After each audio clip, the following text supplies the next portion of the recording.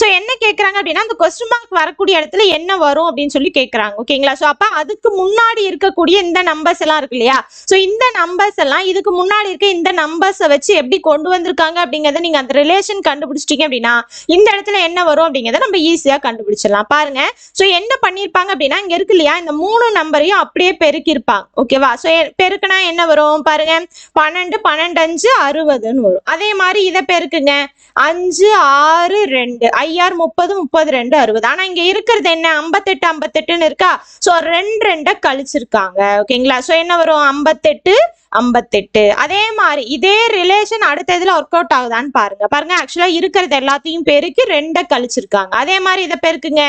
8 4 2. ஓகேவா? So 8 32 32 × 64 64 - 2 62. So அதே இதுதான் வருது இல்லையா? அப்ப சேம் ரிலேஷனை கடைசியா இம்ப்ளிமெண்ட் பண்ணுங்க. ஓகேவா?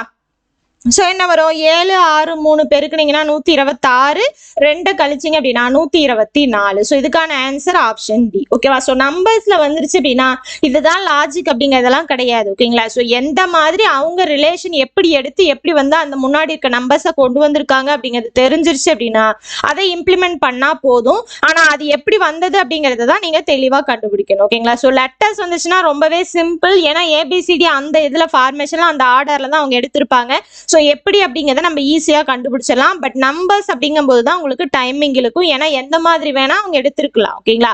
அதை கண்டுபிடிக்கிறதுக்கு நிறைய கொஸ்டின் பிராக்டிஸ் பண்ணி பாருங்க.